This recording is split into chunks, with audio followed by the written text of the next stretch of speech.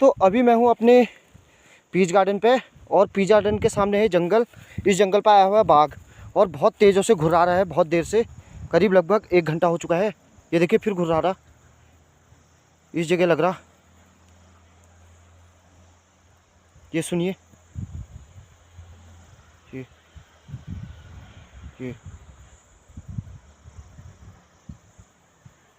इस जगह से आ रही इसकी घुर्राने की आवाज़। और अभी बज रहे हैं दिन के 2।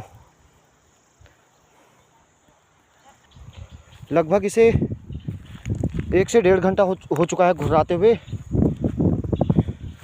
इस जंगल में सामने।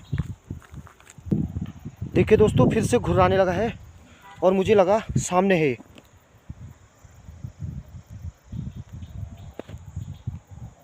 सामने इस जगह, यहाँ पर से आ रही इसकी घुर्राने की आवाज़।